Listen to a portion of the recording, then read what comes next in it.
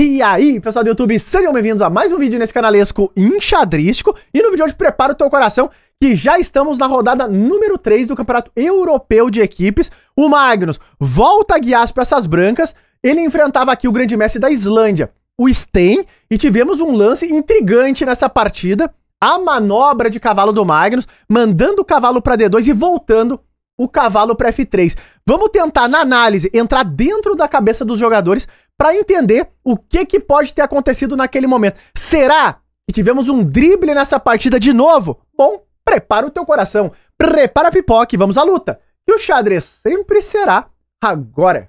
Então, pessoal, aqui estamos nós. E de brancas vinha Magnus Carlsen contra Stein, e o Magnus começou com ele mesmo. Olha lá, Equatrino, favorito de Bob. Eita lá, uma Ruy Lopes Morph, fechada clássica. O Magnus gosta de jogar essa linha com D3. Nunca joga a linha principal com Rock, seguiu o bispo C5, faz essa estrutura sólida de Ruy Lopes e um momento importante da abertura. Por quê?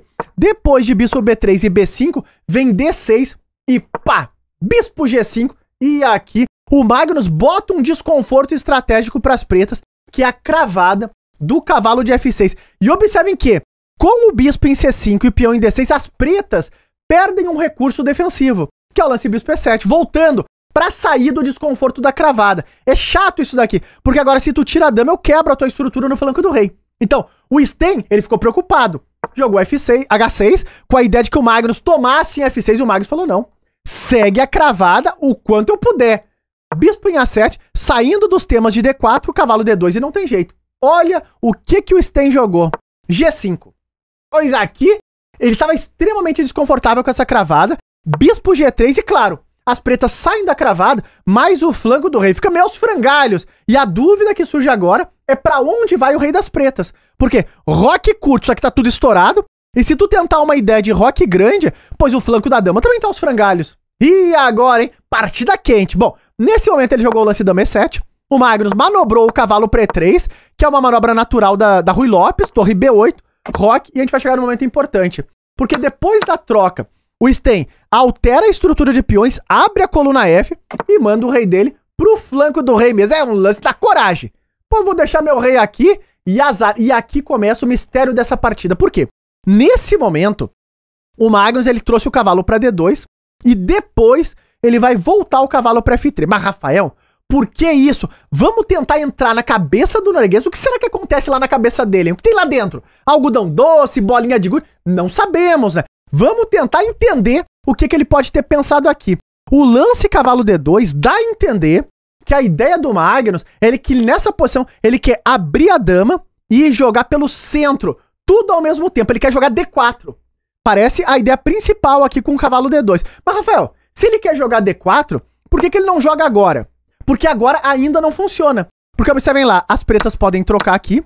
Agora, toma em B3, abrindo a dama de olho no peão do centro. E agora cai esse peão. Embora tá caindo a 6, as brancas estão perdendo o peão central. O peão do centro vale mais que um peão da ala. Então não é uma posição que tu quer entrar.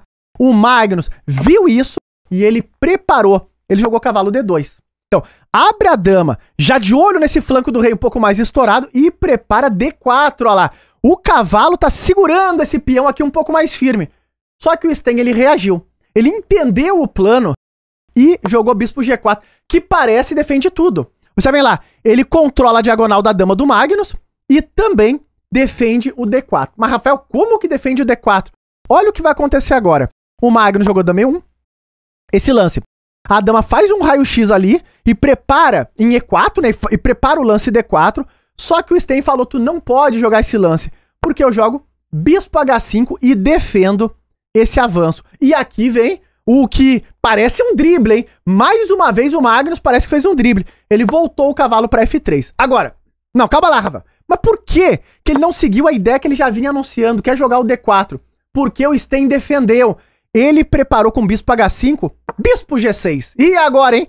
Tu vai perder o peão aqui em E4. Não vai ter como salvar esse peão. Então foi uma defesa fina. Só que o Magnus deu um drible. Porque observem nessa posição. Tá caindo o peão de E4. Se bispo C2 tentando segurar, vem a troca. E agora torre E8. E já era 1, 2, 3, 4 peças e E4. Vai cair, mas faça o que tu fizer. perde o peão do centro. Então o Sten aqui, ele foi malandro também. Ele defendeu com uma ideia tática e o Magnus deu um drible, porque ele falou, tudo bem, mas com esse teu bispo em H5 eu volto o cavalo para F3, o teu flanco do rei segue estourado, eu não vou jogar o D4 agora, mas a casa de F5, ela tá solta. E essa é uma posição marcante do jogo.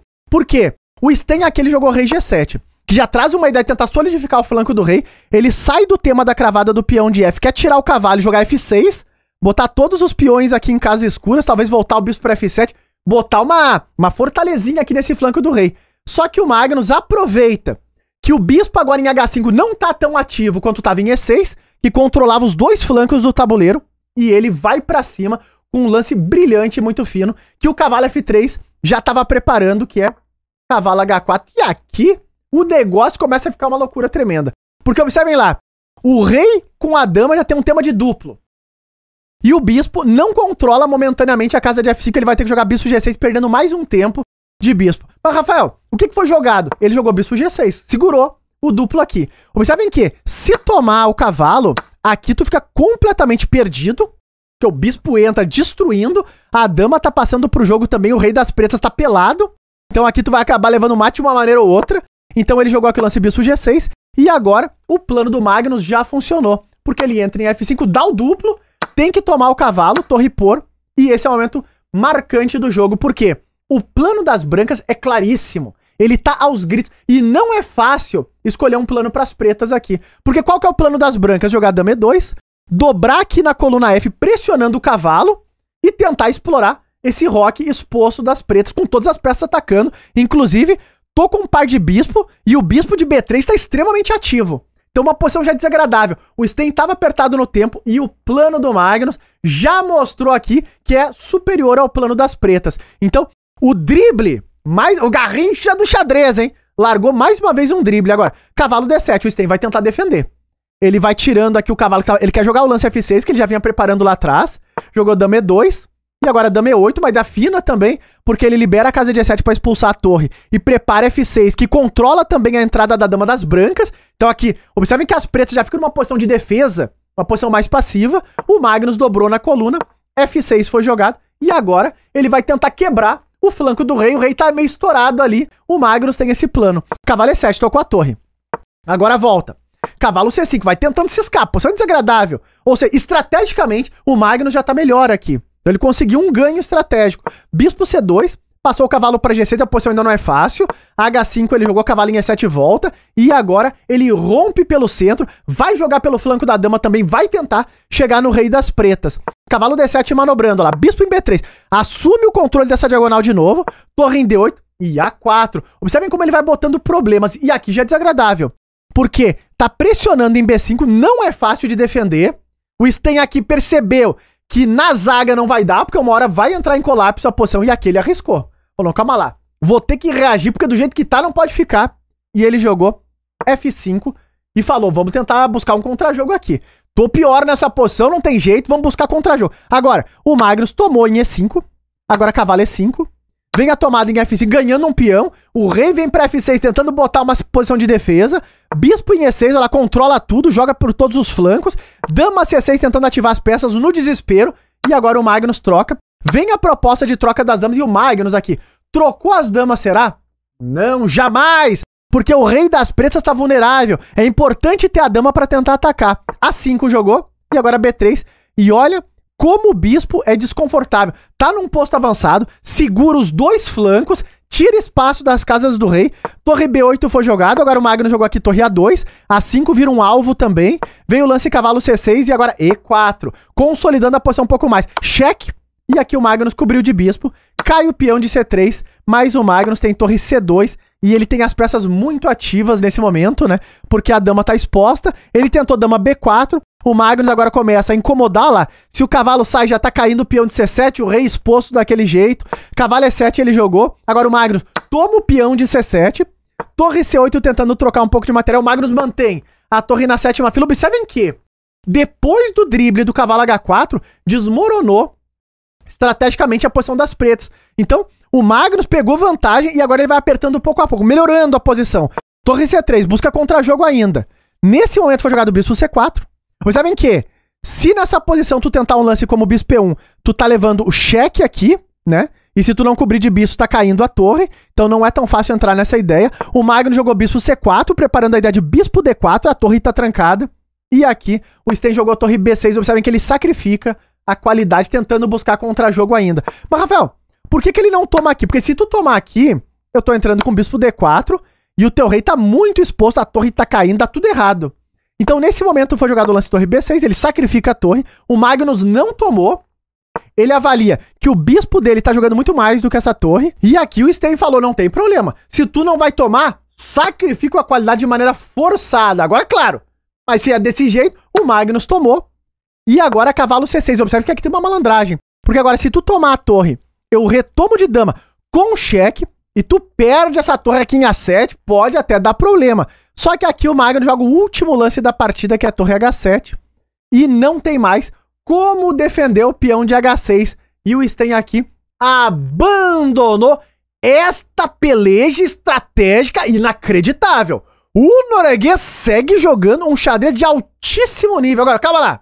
Ah, Rafael, isso não tá certo. Por que abandonou aqui, meu grande? Não tem jogo ainda? O problema é que tu vai perder H6, né? Segundo as máquinas, o melhor é tomar esse bispeto.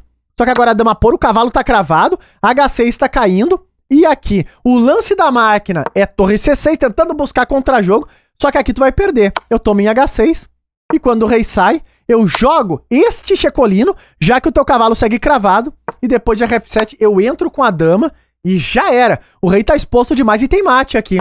Tu sai pra lá, é cheque por aqui, eu vou entrando. A torre entra também. Tu sacrifica e mate.